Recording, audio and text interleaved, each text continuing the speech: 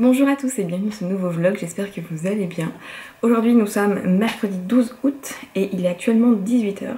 J'ai pas pris ma caméra de la journée puisqu'il s'est rien passé de fou aujourd'hui. Je suis allée ce matin chez la sage-femme pour changer ma pilule. Comme je vous l'avais dit, j'ai eu des problèmes avec mon ancienne pilule qui m'a fait prendre en fait 15 kg en moins d'un an. Du coup là je suis allée changer ma pilule en fait parce que ça me convenait pas. Du coup je suis passée après à la pharmacie récupérer ma pilule. Et donc ça a fait que je suis rentrée vers 13 h à la maison. Et depuis j'ai mangé, j'ai lu et j'ai fait la sieste. Mais en fait il faut savoir qu'il fait extrêmement chaud. C'est-à-dire que j'ai fait la sieste et je me suis réveillée complètement en sueur et j'avais trop chaud parce que c'était une horreur. Et là j'ai pris ma douche et j'ai encore trop chaud alors que j'ai pris ma douche il y a vraiment 20 minutes. Mais il fait une chaleur à mourir. J'ai la fenêtre fermée parce que dehors il fait encore plus chaud que dedans.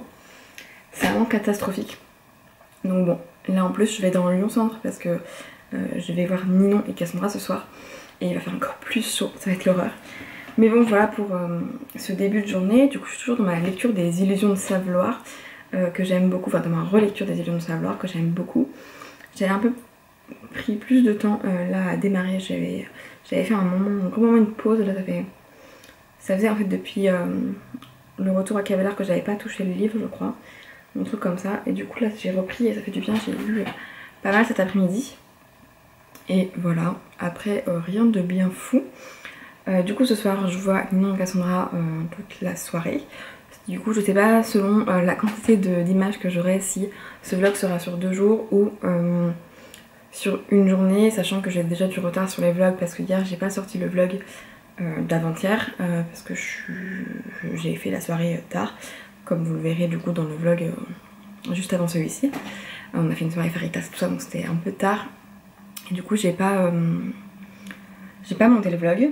Du coup j'ai pas sorti le vlog et du coup je suis en retard. Donc si je rentre pas trop tard ce soir normalement je sortirai le vlog d'avant-hier.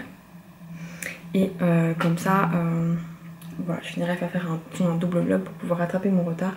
Je cours après le retard à chaque fois mais c'est vrai que c'est super dur, je sais pas comment on peut partir une vidéo par jour, même en étant chez moi et en faisant pas grand chose de mes journées. Il fait tellement chaud et dès que vous mettez le PC, la ventilation, la chaleur de l'ordinateur, c'est vraiment l'horreur. Je pourrais si je voulais mais je me serais couchée à 4 h du matin hier quoi. Donc bon, ce qu'il y a de sûr c'est que là je vais pas partir chez Ninon. Il est donc comme je vous disais 18 h à peu près.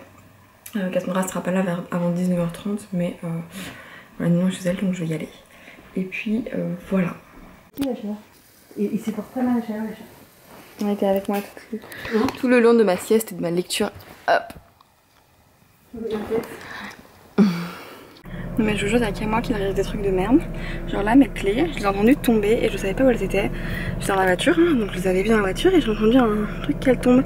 Et en fait ces connasses, elles étaient là et elles ont glissé là-dedans. Voilà, mais sauf qu'il était mis correctement, du coup je voyais pas. Donc j'ai passé 10 minutes à les chercher pour rien, voilà. Bref, je vais finir. Ok, pendant que je suis en voiture, je profite, j'ai trouvé une position pour mon appareil photo pour pouvoir filmer pendant que je conduis, c'est cool. Je l'ai fait avant de démarrer, hein, bien sûr. Ne faites pas des choses en disant c'est dangereux les amis. Je voulais vous parler du no bras, ou le fait de ne pas porter de soutien-gorge tout simplement.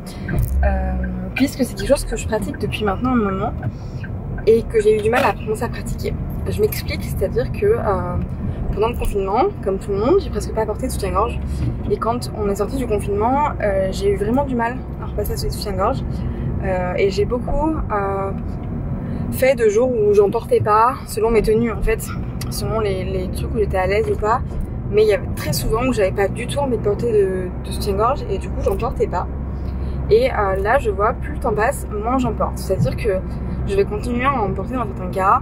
Quand par exemple je vais sortir en soirée, que j'ai envie d'avoir un joli décolleté, ou quand je sais pas, je vais mettre un habit particulier qui fera que ce sera plus joli avec un soutien-gorge ou des choses comme ça.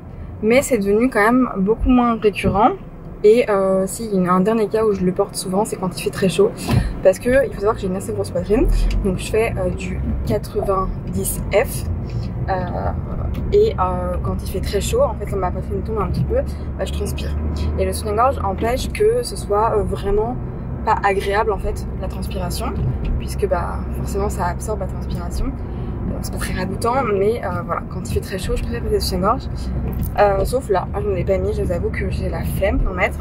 Maintenant, en fait, ça me gêne plus qu'autre chose. Et surtout, comme je vous disais tout à l'heure, j'ai changé de pilule. Et en changeant de pilule, j'ai pris du poids. J'ai pris 15 kilos, donc forcément, j'ai pris des seins. Et du coup, bah, c'est pas très facile en fait de devoir mettre des soutiens-gorge dans des grosses tailles. Ça coûte cher, les soutiens-gorge coûtent cher. Aujourd'hui, les soutiens-gorge que je porte le plus, qui sont ceux qui me vont le mieux, sont des soutiens-gorge qui coûtent en moyenne 150 €. Donc c'est pas des trucs qu'on peut acheter tous les jours. Et du coup, c'est vrai que bah, là, depuis le confinement, j'ai pris l'habitude de presque plus mettre de soutien-gorge. Donc c'est facile quand vous êtes chez vous, c'est facile quand vous êtes avec des amis, parce que je pense que vos amis vous jugent quand même moins que les gens dans la rue, mais c'est moins facile justement dans la rue. Je me souviens, il y a 2 ou 3 ans, quand j'allais encore au CrossFit, j'avais fait une fois une séance de CrossFit juste avant un cours de lettres, et j'avais oublié de prendre un soutien-gorge propre. Donc j'avais le choix entre ma brassière dégueulasse de CrossFit ou pas de soutien-gorge du tout, vu que en fait je venais de faire du CrossFit et que j'avais pris ma douche, mais que j'avais oublié mon soutien-gorge. Et je me dis, je vais pas remettre ma brassière dégueulasse. Donc je suis partie du CrossFit sans soutien-gorge. Je peux vous dire que au moment où je suis arrivée à la fac de lettres, je suis arrivée AVC et j'ai remis ma brassière tellement le regard des gens me gênait. Le problème, c'est que jamais pas mettre de soutien-gorge, c'est assez difficile dans le sens où vos tétons pointent, donc les gens vous regardent. Que vous fassiez un petit bonnet, un gros bonnet, les gens vont toujours pointer. C'est pas de l'excitation, simplement du froid ou parfois même, enfin, ça n'a aucune explication parfois le fait de pointer les tétons, et c'est juste comme ça. Du coup, les gens vont vous regarder énormément, et alors quand vous avez une grosse poitrine, c'est vraiment, le regard est hyper insistant, et en fait, on n'a pas l'habitude que les filles à grosse poitrine ne portent pas de soutien-gorge.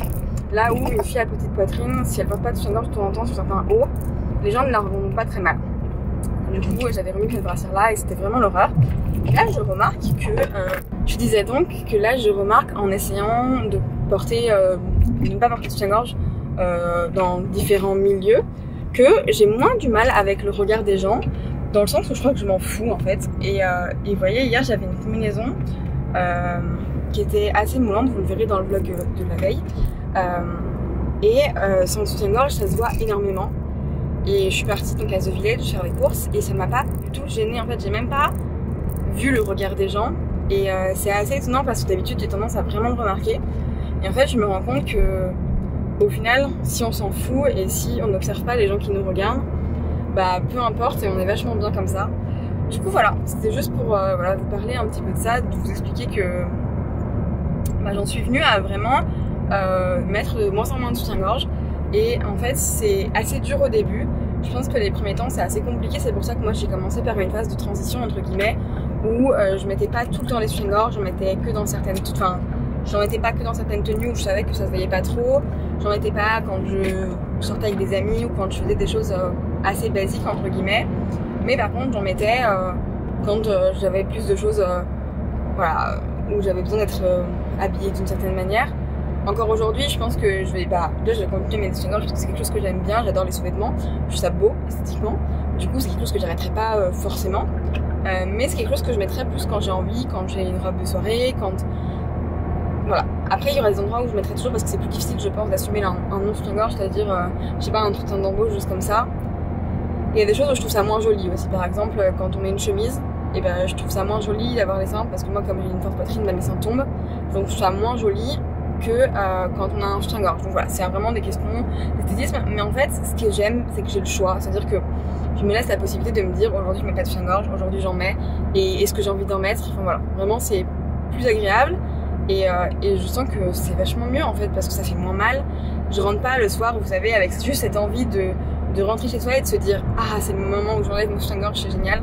Enfin, vraiment pour moi c'était l'étape obligatoire le soir en rentrant et je trouve ça tellement agréable de pas avoir à se dire bah j'ai trop hâte d'enlever mon soutien-gorge parce qu'en fait vous n'en avez pas, ça vous énerve pas.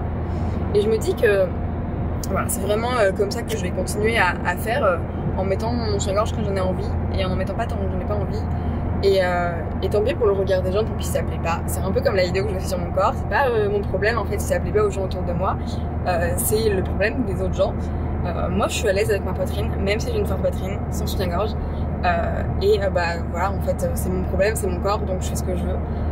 Voilà, bref, c'était juste pour vous en parler parce que ça se trouve, il y a certaines d'entre vous qui ont envie de lâcher le soutien-gorge, d'arrêter d'en porter et qui osent pas trop. Et moi je vous dis foncez parce que franchement c'est trop agréable et que vous verrez le regard des gens, c'est peut-être un peu une étape difficile au départ, mais après vous le sentez plus en fait, vous le regardez plus parce que flemme quoi. Et j'ai envie de vivre ma vie comme je l'entends et point. Donc voilà, bref, je vous retrouve une fois que je suis chez Ninon parce que là j'ai plus grand chose à vous dire et que je vais vous parler de soutien-gorge pendant 3 heures. Voilà. Voilà, je suis arrivée chez Ninon et on est avec Ninon et Cassandra. Coucou. Et on va jouer à... C'est quoi? Canardage. Ah oui, mais alors, la boîte est là-bas. Bon bah c'est pas grave, on a les petits canards et on doit les tuer apparemment. Ouais. C'est super comme jeu, bravo. On est dans la violence ici. Magnifique.